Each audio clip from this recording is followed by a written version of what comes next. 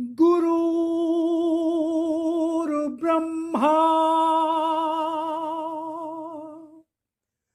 गुरुर्विष्णु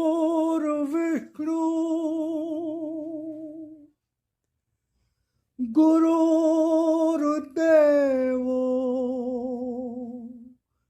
महेश्वरा गुरुर्साक्षात्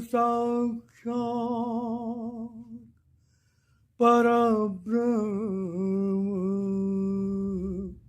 तस्मै श्री गुरुवे नमः।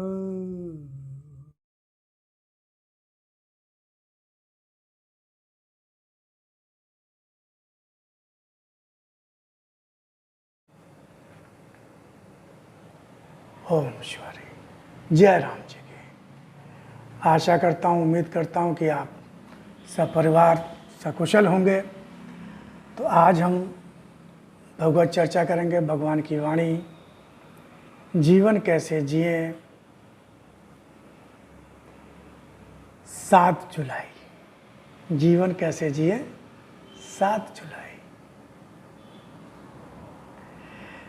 तो भगवान ने कहा कि साधना करता हुआ तुम्हारा जीवन सत्य के निकट पहुंचकर, साधना करता हुआ तुम्हारा जीवन सत्य के निकट पहुंचकर सत्य को ही प्राप्त होने जा रहा है। देखिए, ये भगवान की वाणी भगवान देवी माँ के को प्राप्त हुई। उन्होंने देवी माँ को संबोधित करते हुए कहा और सबके लिए कहा।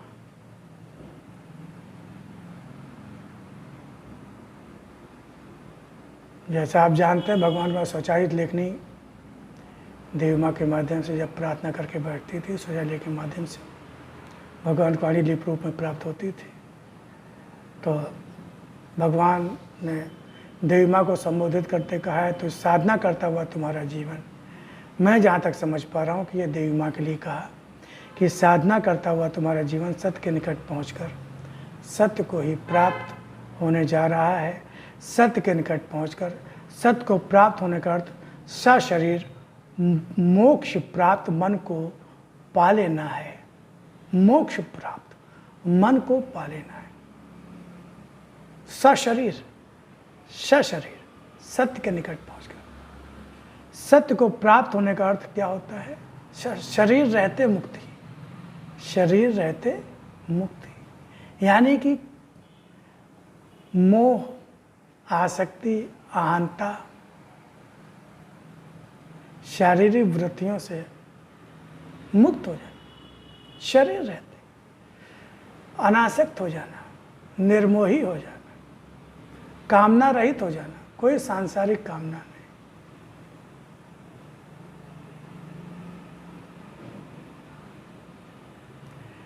भाई, मन में जो कामनाएं हैं, जो वृत्तियां हैं, काम, क्रोध, लोभ, मोह, आसक्ति, ईर्ष्या, द्वेष, ये सारी जो वृत्तियां, यही तो बंधन है, यही तो बंधन है। और इन्हीं से मुक्त होने के लिए सारी ये साधनाएं होती हैं। गीता रामायण का बार बार पाठ करना, अध्ययन करना, भगवान का चिंतन मनन करना, ध्यान करना, भगवान से प्रेम करना, भगवान से प्रीति करना। तो जब भगवान से प्रेम जीव करने लगेगा तो मन तो फिर भगवान में लगने लगेगा, मन भगवान से जुड़ने लगेगा। अब एक समय में तो मन एक ही जगह रह सकता है, या तो संसार में रहे या भगवान में रहे। संसार में क्या है? मोह है, आसक्ति है, कामनाएं हैं, लोभ है, लालच है, अहंता, ममता, सब प्रकृति से जब हम अपने को जोड़ लेते, हम अपने को प्रकृतिस्थ मान लेते हैं, हम अपने को मन मान लेते हैं, शरीर मान लेते हैं, बुद्धि मान लेते हैं।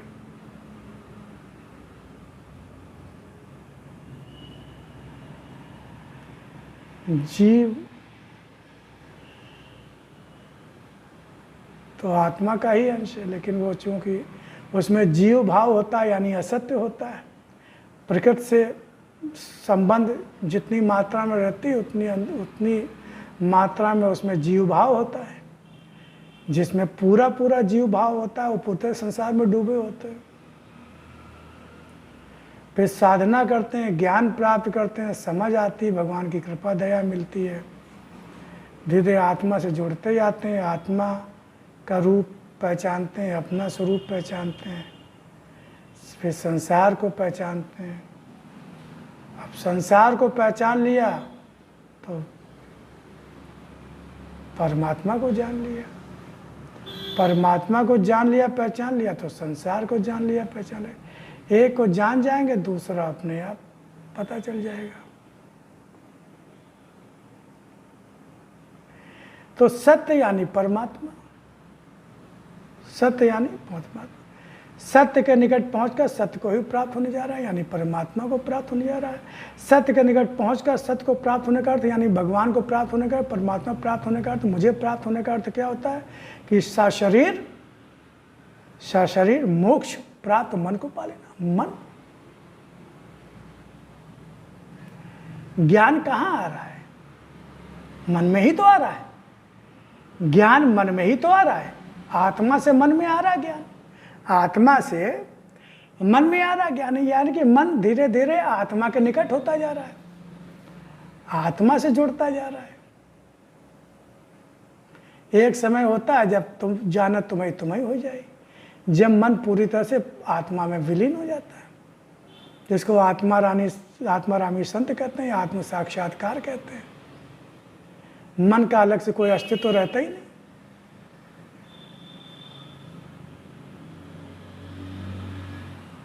तो उस समय क्या होता है, सारी कामनाएं समाप्त हो जाती है, क्योंकि भगवान तो पूर्ण है, परमात्मा तो पूर्ण है, सत्य तो पूर्ण है, वहाँ कोई अभाव है ही नहीं। और जब आप परमात्मा के निकट हो गए, भाई आग के जितना निकट होते जाएंगे उतनी गर्मी हमें लगती जाएगी, आग की प्रतीति होती जाएगी, उसका अनुभव होता है। तो भगवान के जितना निकट हम होते जाएंगे तो भगवान का ज्ञान, भगवान की ऊर्जा, भगवान की शक्ति वो हमारे शरीर में समाता जाएगा, मन में समाता जाएगा। तो जो भगवान के गुण है वो गुण, भगवान गुण क्या है? भगवान तो निर्मोही है, भगवान में कोई आसक्ति नहीं है, कोई कामना नहीं है, कोई क्रिया नहीं है। भगवान में कोई क्रिया नहीं, आत्मा में कोई क्रिया नहीं। जब कोई क्रिया नहीं होती है तो उसमें कोई परिवर्तन नहीं होता, उससे कोई भोग नहीं बनता, उसका कोई फल नहीं बनता है, वो मुक्त होता है। बंधन कहाँ होता है? जहाँ कामना होती है वहाँ बंधन होता है, जहाँ कामना होती वहाँ बंधन होता है। कामना ही तो बांधती है। तू तो पूर्ण ब्रह्म था, चाह ना होती बीच, चाह चूड़ी रामदास सब नीचन सो नीच, तू तो पूर्ण ब्रह्म था, चाह न होती बीच। तो ये चाह ही तो बांधती है, कामनाएं, इच्छाएं, वासनाएं, यही सब तो बांधती है। और सत्य तो पूर्ण है, वहाँ किसी चीज़ का अभाव है नहीं। जब अभाव है नहीं तो इच्छा किस बात की होगी, कामना किस बात की होगी? भाई अभाव से ही तो कामना आएगी ना, जिस चीज़ का अभाव उसकी कामना होगी।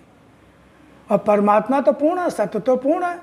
तो जब सत्य के निकट पहुंच जाएंगे, सत्य जब प्राप्त हो जाएगा, पूर्ण प्राप्त हो जाएगा, तो फिर वहाँ तो कोई कामनाएं कोई वो रहेंगे नहीं, तो सशरीर मोक्ष प्राप्त मन मिल जाएगा।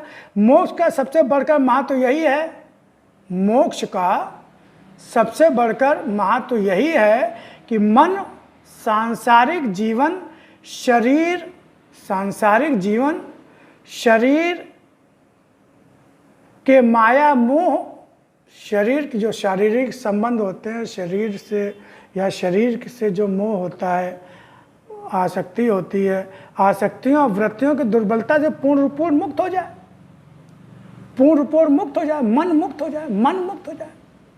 मन इंद्रियों का राजा है, मन इंद्रियों का राजा है। अब राजा ही अगर मुक्त हो गया,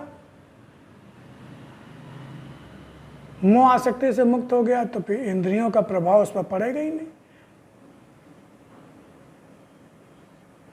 तो मन सांसारिक जीवन और शरीर, जो सांसारिक जीवन के जो माया मोह आसक्तियां सांसारिक जीवन की बहुत सी परंपराएं मान्यताएं ये सब होती है। अरे ये सब नहीं करेंगे तो लोग क्या कहेंगे, संसार में फिर लोग, हम अकेले रह जाएंगे, कोई हमारा साथ नहीं देगा, सब रिश्ते नाते टूट जाएंगे, है ना। यही सब तो सोचते हैं हम लोग।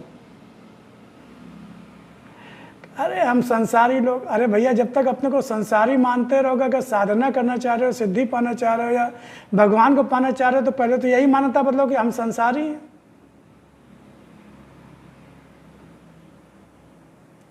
अगर साधना करना है, भगवान को पाना है, भक्ति करनी है, कहो हम भक्त हैं। अंदर से, ऊपर गाना मत गाओ, ऊपर गाना मत गाओ, संसार में ढिंढोरा मत पीटो कि हम भक्त हैं, हम साधक हैं। नहीं, मन से बार बार कहो। जब मन आपको संसार में घसीटे आ सकते तब कहता अरे तुम तो साधक हो, हम तो साधक हैं, हम तो भगवान की भक्ति करना चाहते हैं, हम तो भगवान के होना चाहते हैं, हम तो संसार का थोड़ी होना है, संसार का थोड़ी होना है हमें। अनेकानेक जन्मों से संसार के ही होते तो चले आ रहे हैं, और फिर संसार में आएंगे, फिर संसार में आएंगे, कब तक। हम तो भगवान के हैं, हमें तो भगवान का होना है, हमें संसार का नहीं होना है। और इसके लिए संसार हमें अगर अलग थलग कर देता है तो कर दे। मीराबाई, एक उदाहरण मैं बार बार देता हूँ, मीराबाई, चूँकि सबको उसका वृत्तांत मालूम है। और बहुत से भक्त हैं जिनको संसार ने प्रताड़ित किया, जिनको अलग थलग छोड़ दिया, लेकिन बाद में उसी संसार ने उनको पूजा, संसार ने बाद में उन्हीं की पूजा की, आराधना की, और उनको बहुत ऊंचा स्थान दिया उसी संसार में, जिसने उनके रहते बहुत परेशान किए। बाद में समझ में आया कि ये तो हम सबसे बहुत ऊंचे हैं, बहुत महान हैं। तो संसार से जब आकर्षण, सांसारिक जीवन से आकर्षण मुक्त हो गए, तभी तो मन सांसारिक जीवन, शरीर के माया मोह आसक्तियों और वृत्तियों की दुर्बलता से पूर्ण रूप मुक्त हो जाए, पूर्ण रूप मुक्त हो जाए। मोक्ष का सबसे बड़का महत्व यही है। मोक्ष का सबसे बड़ा मोक्ष ज्ञान हो जाता है, वास्तविकता सच्चाई पता चल जाती है, कौन वाकई अपना अपना है, कौन सच में अपना है, कौन सर्वेश्वर है, कौन सर्वशक्तिमान है, सर्वज्ञाता है, सर्वव्यापक है, कौन सबका माँ बाप है, कौन भरण पोषण करता है, और ये जीवन हमें किसके लिए मिला है। और जो आनंद, जो सुख हम संसार ढूंढ रहे हैं, वो आनंद स्वरूप तो हर क्षण साथ में रहता है। तो उससे जोड़ना, मोक्ष का सबसे बड़ा महत्व यही है कि मन सांसारिक जीवन, शरीर के माया मोह आसक्तियों और वृत्तियों की दुर्बलता से पूर्ण रूप में मुक्त हो जाए। इस प्रकार का मन केवल उसका होता है, किसका होता है? इस प्रकार का मन केवल उसका होता है जिसका संपूर्ण रूप से मुझ पर गहरा विश्वास होता है। गहरा मुझ पर, यानी जो मुझे जान चुका, पहचान चुका, और जो जाना और पहचाना उस पर उसका पूरा विश्वास हो गया, उसका मन स्थिर हो गया, उसका चित्त स्थिर हो गया। अब मन बदलने वाला नहीं कि जरा सी मुसीबत आई, जरा से कष्ट आई, जरा से पीड़ा आई, जरा से दर्द आया तो फिर हम संसार की तरफ भागने लगे, भगवान भरोसा कम होने लगा। अरे पता नहीं, हाँ ठीक है, लेकिन अब अरे संसार का सहारा तो लेना ही होता। देखिए, संसार का सहारा मतलब क्या होता है? ठीक है, परिवार में है तो कोई पानी दे रहा है, कोई खाना बना के दे रहा है, कोई कुछ दे रहा है। अच्छा है, आप भी शरीर से जो हो सके करना चाहिए, करिए। लेकिन अंदर से हमेशा आभारी होइए परमात्मा के, अंदर से। ऊपर से जिसने आपकी मदद की उसका आभार व्यक्त कीजिए, उसका धन्यवाद दीजिए, और जरूरत पड़े तो आप उसकी मदद कीजिए। कोई दवा ले आया, किसी ने खाना बना के दे दिया, कोई उठा बैठा रहा है आपको, सब कर रहा है, तो आप उसका आभार व्यक्त कीजिए। तब ऐसा थोड़ी मत बोलिए कि अरे सब भगवान ने किया है और भगवान की इच्छा न होते तो वो बेचारा बुरा, क्योंकि वो तो आत्मारामी संत है ना, वो तो संसारी व्यक्ति है। तो पता लगा जो 2 टाइम खाना मिलता था, खाना मिलना भी बंद हो गया। जो पानी कोई देने आ जाता तो वो ऊपर से, तो आप उनके प्रति स्नेह रखिए, उनके प्रति आदर भाव रखिए और कहिए नहीं बहुत आपका सहयोग रहा और आप सब लोगों ने बहुत मदद की, भाई तुम लोगों ने बहुत मदद की। बोलना चाहिए, बोलना चाहिए। इतना भी नहीं बोलोगे, इतने बड़े ज्ञानी हो गए। लेकिन अंदर से भगवान सब आपकी इच्छा से, आपकी इच्छा ना होती तो कैसे ये सब लोग हमारे अनुकूल हो जाते। देखिए आप ही की इच्छा तो थी भगवान, जो ये मौके पे ये आ गए, हमें अस्पताल ले गए या हमें दवा दी या हमारी ऐसी समस्या में ये सामने गए। इन रूपों में आप ही तो हो भगवान, इन रूपों में आप ही को प्रणाम है भगवान। ये अंदर से सोचो, चिंतन करो, मनन करो, बार बार भगवान धन। लेकिन ऊपर से भाई आपकी बड़ी कृपा रही, बड़ी दया रही आपकी, बड़ा आपका सहयोग मिला सब। अरे इतना तो दिमाग में रखो ना मेरे भाई।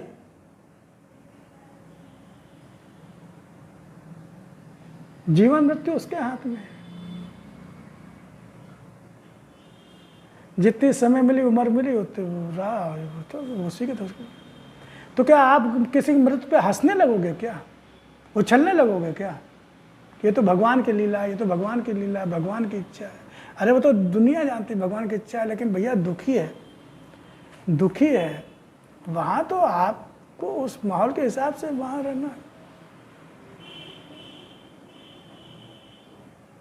इतना विवेक तो होना चाहिए ना। एक हाथी आ रहा है सामने से,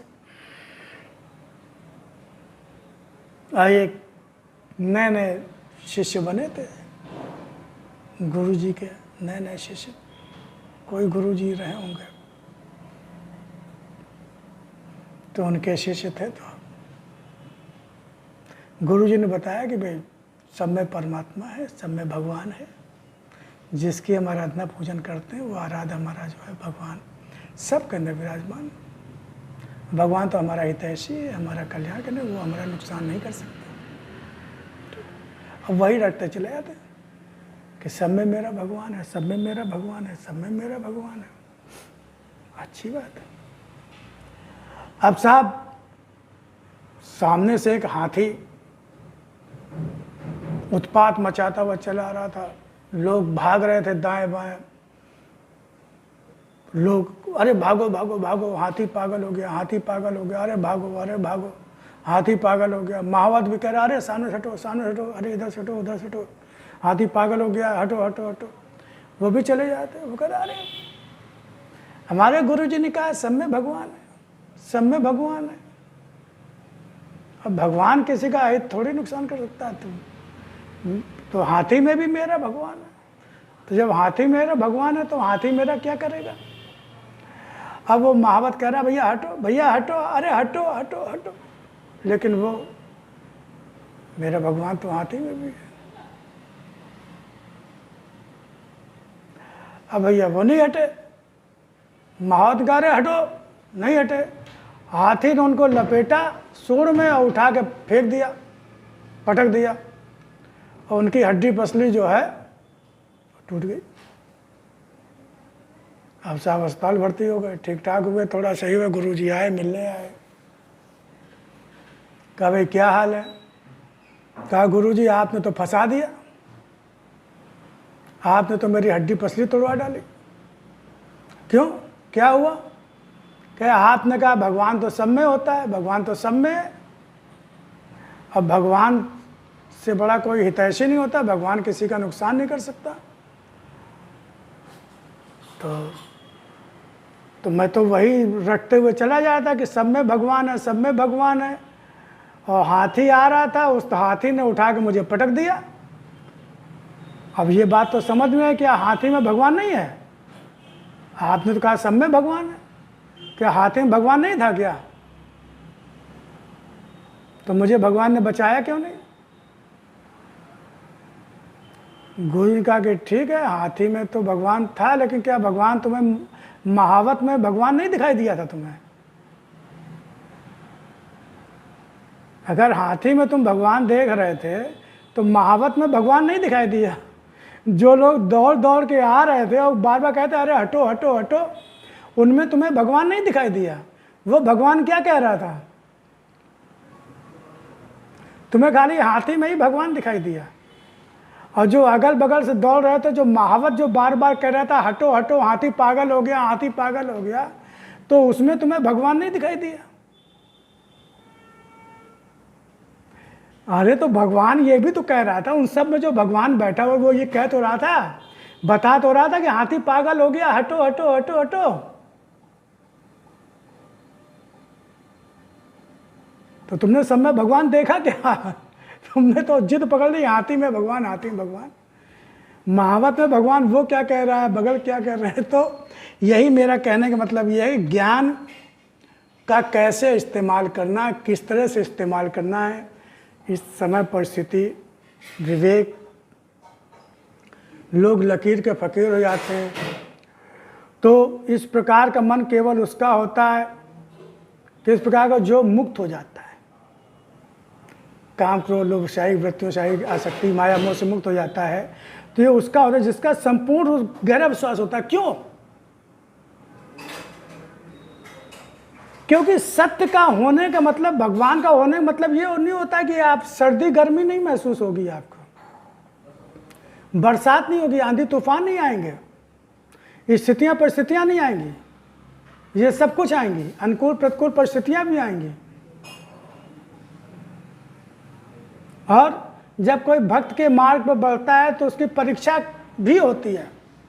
उस समय विश्वास की परीक्षा होती है कि आप मुझ पर कितना गहरा विश्वास करते हैं कि मैं आपके साथ हूँ, जो होगा अच्छा होगा, जो होगा अच्छा होगा, जो होगा अच्छा। आपकी आस्था डगमगाती तो नहीं, आपका विश्वास कमजोर तो नहीं होता है। गहरा दुर्बल मन अंधकार से भरा होता है। दुर्बल मन अज्ञान असत अंधकार, जो मन दुर्बल हो जाता है, घबराने लगता है, घबरा थोड़ी बहुत तो चल जाती है, उसको कंट्रोल कर ले थोड़ा बहुत तो, लेकिन वो अंदर दुर्बलता अंदर न जाए, आपके विचारों को आपके कर्मों को बदले, जो आपका आस्था जो दृढ़ विश्वास है उसको कमजोर न करे।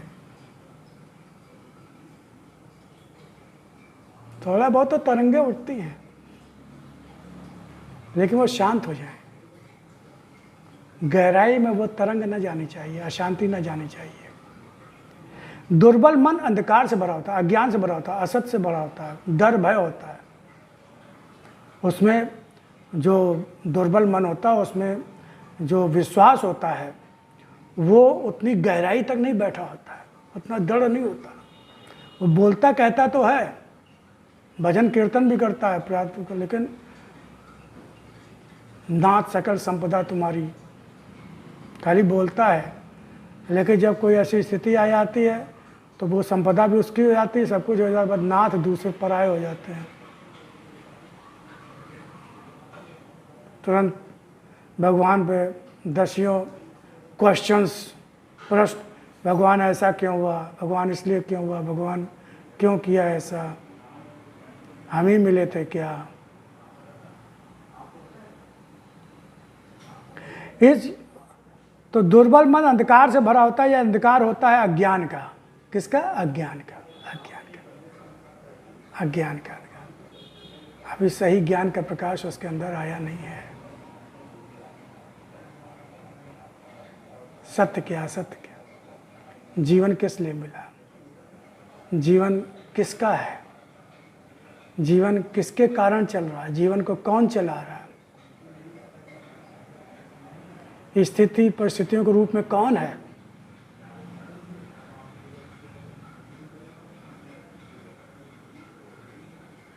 ये भगवान का न्याय रूप है। भगवान हमारे साथ में है, तो ये सब चीज़ें भूल जाना। इस अंधकार को अधिकतर तुम कहाँ पहचानते हो? इस अंधकार को अधिकतर तुम कहाँ पहचानते हो? कहाँ पहचानते हो? बड़ी बड़ी बातें करना, बड़ी बड़ी बातें बोलना, प्रवचन करना, उपदेश देना, जब तक अनुकूल परिस्थिति होती है सब चलता रहता है, तब तक तो हम बड़े भक्त बने रहते हैं, बड़े ज्ञानी बने रहते हैं। लेकिन जब विपरीत परिस्थितियाँ आती हैं, कठिन परिस्थितियाँ आती हैं, तो सारा ज्ञान विलुप्त हो जाता है, सारा उपदेश भूल जाते हैं, सारा प्रवचन भूल जाते हैं, नाथ सकल संपदा तुम्हारी भूल जाते हैं। दूसरों को समझाते हैं, लेकिन खुद जब समझने की बारी आती है तो नहीं समझ पाते,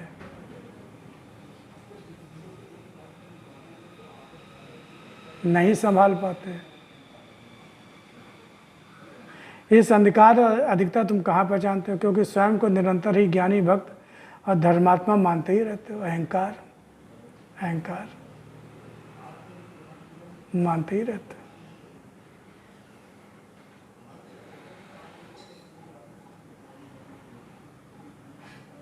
अभिमान, अहंकार। जहाँ सही ज्ञान मिलता है, जहाँ सच्चा ज्ञान मिलता है, जहाँ वाकई संत महात्मा हैं, तो वो समझ में ही नहीं आते, उनकी बातें समझ में नहीं आती, उनकी बातों में मज़ा नहीं आता। हमको तो मज़ा चाहिए ना। हमको क्या चाहिए? हमको मज़ा चाहिए, जिसकी बातें बहुत ही एंटरटेनिंग हो, जहाँ डांस हो रहा हो, नाच हो रहा हो, गाना हो रहा है, ऑर्केस्ट्रा हो, जहाँ लच्छेदार बातें की जाती हो, जहाँ खूब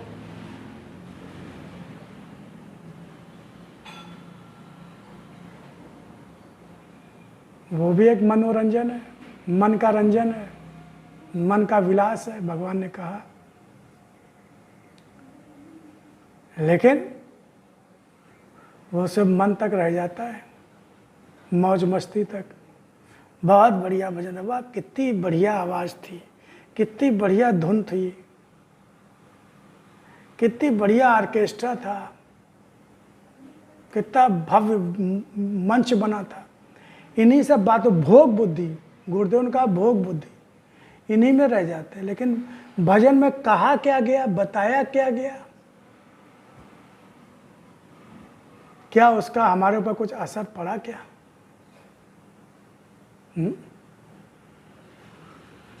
महाराज जी क्या बढ़िया बोल रहा, क्या बढ़िया बोल रहे थे, क्या तरीका था उनका बोले।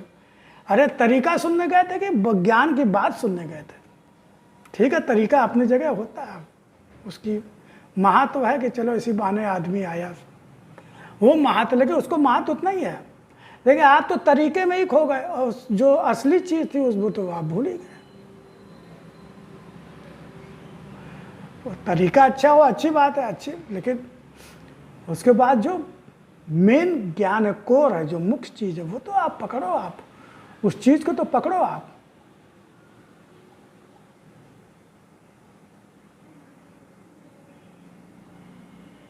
तो ये तो हमारी कमी है।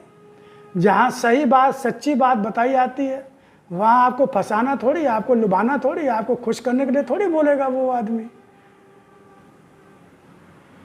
तो हम तो वहीं जाते हैं जहाँ हमारे मन की बात की जाती हो, जहाँ हमारे हिसाब की बात की जाती है, जहाँ हमको मजा आता हो। तो मजा की तो सजा होती है, मजा की तो सजा कौन भोगेगा? बहुत से लोग भोगते हैं, बाद में कहते हैं अरे हम वहाँ तो फंस गए, अरे वहाँ तो ये हो गया, अरे वहाँ तो वो हो गया। जब पता चलता तो यार कहाँ फंसे हुए थे, या पूरी जिंदगी जाते रहे लेकिन जिंदगी में कोई फर्क ही नहीं आया। जैसे जाने के पहले थे वैसे जाने के बाद, बल्कि अहंकार और बढ़ गया। अरे हम तो सत्संगी, हम तो सत्संग में जाते हैं, हम तो ये, हम तो वो। जो थोड़ा बहुत था वो अहंकार ले गया। तो जब हम स्वयं को ही निरंतर ही ज्ञानी भक्त और धर्मात्मा मानते ही रहते हैं, किसी की सुनते ही नहीं है। अहंकार हमारा खिड़की दरवाजे बंद कर देता है। अपने विषय में, अपनी शक्ति के विषय में अहंकार से भरकर चर्चा करते रहते हो। अहंकार से भरकर चर्चा करते हैं, मैं ये, मैं वो, मैंने ये किया, मैंने वो किया, मेरे पास ये, मेरे पास वो।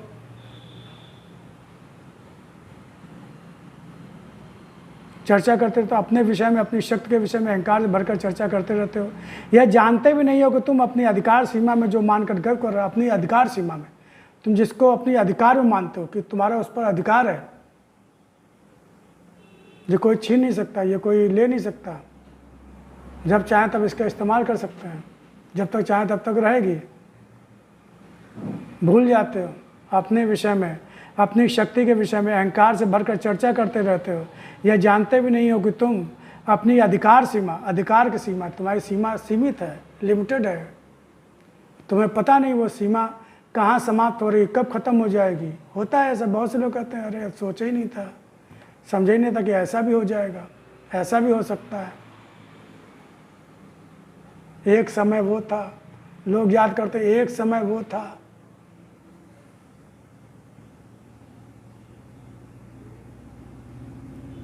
तो समय का सदुपयोग ना कर पाओ तो समय बीत गया अहंकार में। एक समय वो था, अब पछताए का होता है जब चिड़िया चुग गई खेत। अब तो समय ही नहीं बचा, अब समय कहाँ बचा।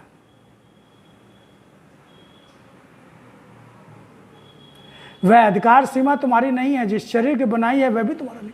और जिस शरीर की बनाई है, जिस शरीर पर तुम अधिकार समझते हो, जिस शरीर की शक्ति पर, बुद्धि पर अधिकार समझते हो, जिसके शरीर के गुण पे अपना अधिकार समझते हो, गर्व करते हो, अहंकार करते हो, जब वो शरीर ही तुम्हारा नहीं है तो शरीर से जुड़ा हुआ जो भी चीज़ें हैं जिन पर तुम अधिकार कर रहे हो वह भी तुम्हारा नहीं है। तो वो तुम्हारा नहीं है, तो उस पर उसका अधिकार समझना, उस पर गर्व करना, ये कहाँ तक समझदारी है। क्या तुम यह जानते हो कि तुम क्या हो? क्या तुम्हें पता है तुम क्या हो? मैं करना, मैं मेरा, मैं मेरा, मैं मेरा, मैं ये। लेकिन वाकई तुम हो क्या? तुम्हारी असलियत क्या है पता है? तुम एक दुर्बल प्राणी हो। तुम एक दुर्बल प्राणी हो जो अपना अस्तित्व बनाए रखने के लिए चिल्ला चिल्ला कर बताना चाहते हो कि तुम भी कुछ हो, तुम भी कुछ हो। भाई जो वाकई पहलवान है, वाकई जिसमें शक्ति है, क्यों भाई, वो तो देखने से पता चल जाता है ना कि शक्ति। लोग जो समझ जाते हैं, देखते ही समझ जाते हैं कि यार इससे पंगा न लेना भाई, ये हट्टा कट्टा लग रहा है। लेकिन जो थोड़ा दुबला पतला होता है वो थोड़ा और सीना चौड़ा करके और थोड़ा और वो एटीट्यूड दिखा के कहता कि नहीं मैं भी कुछ हूँ भाई, मेरी तरफ भी देखो। वो चिल्ला चिल्ला कहता है। चोर जो होता है वो ज़्यादा चिल्लाता है, चोर जो होता है ज़्यादा चिल्लाता है। चोरी करेगा फिर चिल्लाएगा, देखो चोरी हो गई, चोरी हो गई, पकड़ो पकड़ो पकड़ो पकड़ो। चोर ही चिल्ला रहा है, पकड़ो पकड़ो पकड़ो पकड़ो। अब लोग, चोरी तो उसने खुद की, लेकिन जब कहते हैं यार ये तो भ्रमित हो जाते हैं तो वो दाएं बाएं भागने लगते हैं और फिर मौका लगता है। लेकिन अंत में तो पकड़ा ही जाता है। असलियत तो सामने आती है, असलियत तो सामने आती है।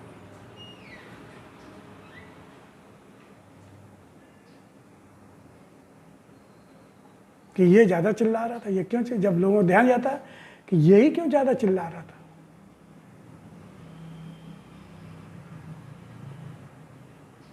तब पता लगा कि वही तो चोर था। यहाँ दुर्बल प्राणी, दुर्बल तो जो जिसमें तो वो अपनी कमी, लोग उसकी कमी को ध्यान ना दे इसलिए वो चिल्लाना शुरू कर देता है। वो भी शो करने लगता है कि हम भी कुछ हैं, हम भी एटीट्यूड, हाव भाव से वो लोग उसकी तरफ देखें। अब गुण है, जिसमें गुण है वो तो गुण तो स्वतः प्रकट होते हैं ना। गुण जो होते हैं, नैसर्गिक गुण होते हैं, वो स्वतः प्रकट होते हैं, अपने आप प्रकट होते हैं। उसके लिए बताना नहीं पड़ता। लेकिन जो नकली होता है, जिसमें वो चीज़ वो वो चिल्ला चिल्ला के बताना चाहते, देखो हमें भी कुछ है, हमें भी कुछ, हम भी कुछ जानते हैं, हमको भी पता है कुछ। क्या तुम यह जानते हो कि तुम क्या हो? तुम एक दुर्बल प्राणी हो जो अपना अस्तित्व बनाए रखने के लिए चिल्ला चिल्ला कर, अपना अस्तित्व बनाए रखने के लिए, अस्तित्व बनाए रखने के लिए चिल्ला चिल्ला कर बताना चाहते हो कि तुम भी कुछ हो। परछाई चिल्लाते रहे तो क्या उसका अपना अस्तित्व बन सकता है? परछाई, परछाई तो परछाई है। वो चिल्लाते रहे तो उससे चिल्लाने से क्या फर्क पड़ता है? उसको तो जो जिसकी परछाई है, जिसका प्रतिबिंब है, जो मूल है, तो उसके रहने से ही उसका अस्तित्व है। परछाई का अपना कोई अस्तित्व नहीं है। परछाई का अपना कोई अस्तित्व नहीं है। मूल तो अस्तित्व तो उस वस्तु का है जिसकी वो परछाई है। तो परछाई चिल्लाते रहे तो क्या उसका अपना अस्तित्व बन सकता है? शरीर के हटते ही परछाई हट जाती है। शरीर की परछाई भी केवल प्रकाश होने से ही दिखाई देती है। परछाई भी कब दिखाई देती? प्रकाश होगा। अंधेरे में परछाई कहाँ दिखाई देती? प्रकाश होने से ही दिखाई देती है। यानी ज्ञान, जब ज्ञान होगा तब परछाई दिखाई देगी। यानी हमें अपने भ्रम दिखाई देंगे, हमें अपने भ्रम और अपनी दुर्बलताएं दिखाई देंगी जब ज्ञान के प्रकाश में, ज्ञान के प्रकाश में ही तो दिखाई देंगी। अज्ञान में तो परछाई कहाँ दिखाई देगी? लेकिन वो होती तो, भाई आप इस तरह से लो, जो दुर्बलताएं होती हैं, जो कमियां होती हैं, जो मोह माया, जिन्हें वो जब ज्ञान का प्रकाश धीरे, तब ये समझ में आता है कि अरे हाँ ये तो ठीक नहीं है, अरे हाँ ये तो ठीक नहीं है, ये तो गलत है, ये तो गड़बड़। अब इनको उसको ज्ञान के प्रकाश के माध्यम से, उसको अभ्यास से फिर उनको मन से हटाया जाता है, दूर किया जाता है।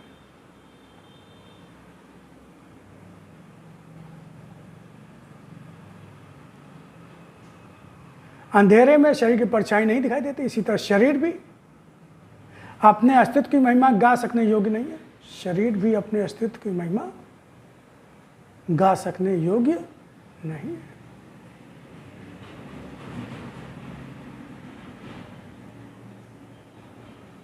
क्योंकि शरीर के अस्तित्व की महिमा, शरीर, क्योंकि शरीर ही अस्थिर है, शरीर जड़ है, शरीर का अस्तित्व ही आत्मा से है। आत्मा है तो शरीर का महत्व है, आत्मा नहीं तो शरीर का महत्व नहीं है।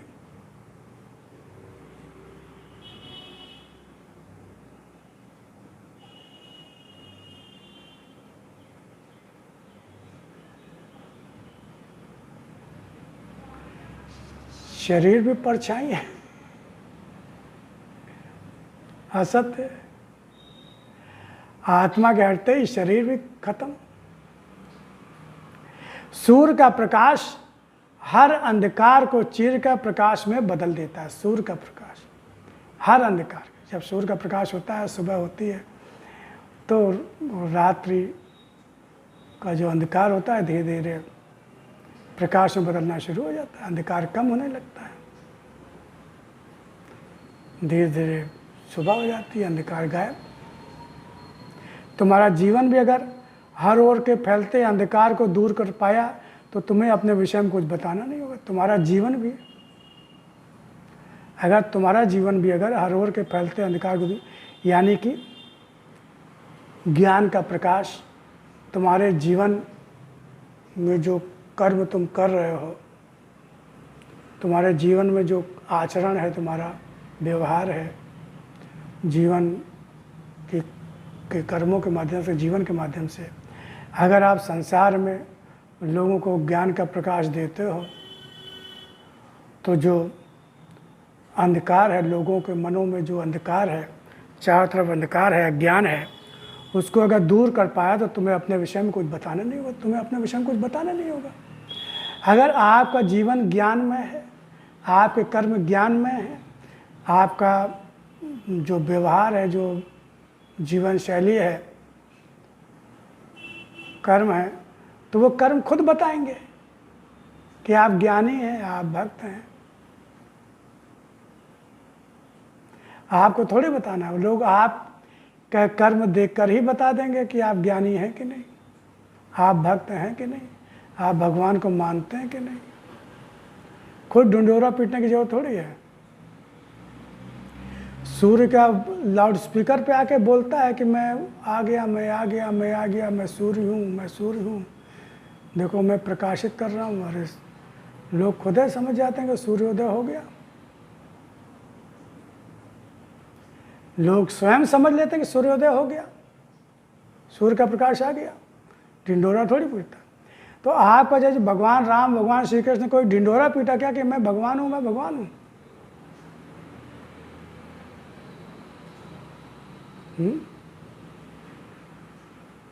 भगवान ने तो गीता में जब कहा तो खाली अर्जुन से कहा, किसी और से तो कहा नहीं उन्होंने। लेकिन उसके बहुत से लोग पहले उनको लोग भगवान मानने लगे थे। भगवान श्री कृष्ण के रहते ही भगवान को भगवान मानने लगे थे। बहुत सारे लोग मानते, बहुत सारे ऐसे कर्म थे उनके, ऐसे जीवन चरित्र था उनका।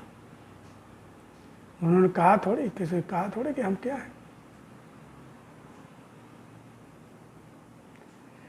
तो मन को साधो, मन को साधो। भक्ति में, साधना में सबसे प्रमुख तत्व जो साधने वाला होता है, देखने वाला होता है, जिस पर काम करने वाला होता है, वो होता है मन। मन, मन को साधो। जो तुम्हें दुर्बल बनाता रहता है, ये सारी खुराफात मन की होती है, तुम्हें दुर्बल बनाता रहता है। गर्मी भी इसी को लगती है, सर्दी भी इसी को लगती है, भूख भी इसी को लगती है, प्यास भी इसी को लगती है, सारा कुछ इसी को लगता है। और जब ये कहीं और लगा होता है तो उस समय ना इसको भूख लगती है ना इसको प्यास लगती है। अगर आप इस मन को किसी काम में बहुत मजा आ रहा है तो ये भूल जाता है, ये भूख प्यास भी भूल जाता है। ये तब इसको याद दिला, अरे इतनी देर से बैठे हो, तुमने कुछ खाया पिया? कहता है अच्छा, हाँ हाँ कुछ भूख लग तो रही, अब भूख लग रही है, जब उसका मन वहां से हटा। तो कहने का मतलब क्या है? मन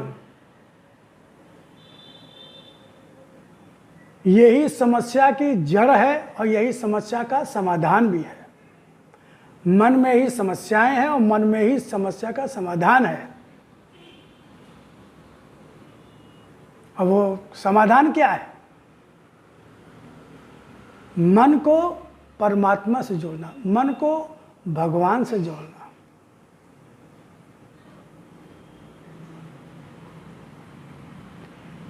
अभ्यास अभ्यास अभ्यास, चिंतन मनन, भगवान के ध्यान स्वरूप का चिंतन मनन और भगवान से प्रार्थना, भगवान से प्रार्थना। क्योंकि अर्जुन ने भी यही प्रश्न किया था कि मन बहुत बलवान है, इस पर कैसे नियंत्रण करें, मन को कैसे साधें? तो भगवान ने कहा मन को मुझे सौंप दो, मन को मुझे सौंप दो।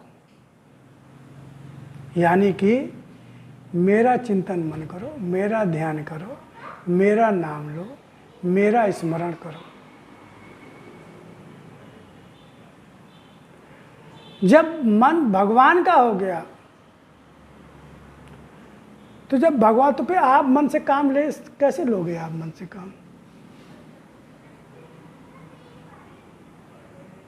मन तो भगवान को सौंप दिया, तो अब तो फिर भगवान के ही सारे काम, भगवान का चिंतन मनन ध्यान पूजन और भगवान का जो आदेश हो। मन को साधो जो तुम्हें दुर्बल बनाता रहता है और तुम अपने आप को शक्तिशाली मानते रहते हो, तुम अपने आप को शक्तिशाली मानते रहते हो, लेकिन मन के नियंत्रण में हो, मन के वश में हो। तो जो गुलाम होता है वो क्या शक्तिशाली होता है क्या? कभी गुलाम शक्तिशाली हो सकता है क्या? जो पराधीन हो। पराधीन सपने सुख नहीं, पराधीन सपने सुख नहीं। तो अगर मन हमारे ऊपर शासन कर रहा है, मन के गुलाम है, तो हम, यानी हम अलग मन अलग, हम अलग मन अलग, ये बात तो तय हो गई कि मन अलग हम अलग। और हम कौन? हम जीव। और जीव अगर मन के अधीन हो जाएगा तो क्या होगा? बंटाढार हो जाएगा। जबकि जीव मालिक है, जीवात्मा, आत्मा, आत्मा श्रेष्ठ है। मन आत्मा का ही विस्तार है, मन आत्मा से ही निकला है, मन आत्मा से ही शक्ति पा रहा है।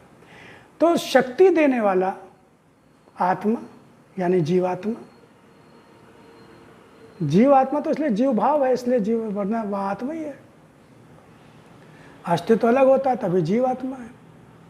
जब तक हम आत्मा से अपना अस्तित्व अलग मानते हैं तब तक हम जीवात्मा हैं।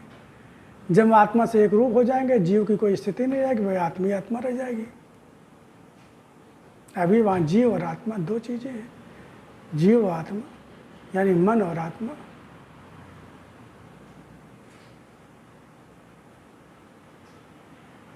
जब मन का स्वामित्व तो हम परमात्मा को सौंप देंगे, मन के चरणों सौंप देंगे, तो मन भगवान का हो जाएगा। फिर भगवान को छोड़ो ना, भगवान जैसा चाहे वैसा मन से करवाए।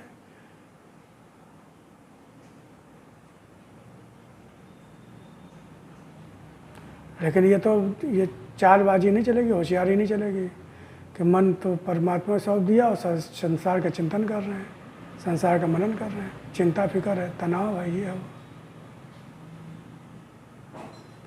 मन परमात्मा से जोड़ने का मतलब है, मन परमात्मा से सौंपने का मतलब है कि फिर परमात्मा का ही चिंतन मनन ध्यान करना है। और परमात्मा ने क्या कहा है करने के लिए, भगवान की वाणी में, गीता में, रामायण में, उनके जो भक्त हुए उन्होंने क्या किया अपने पूरे जीवन, वो करना हमको है। उसकी फिक्र करनी, उसकी चिंता करनी है और अपना आत्मनिरीक्षण करना है, अपने दिनचर्या पे ध्यान देना है। तो यह भ्रम का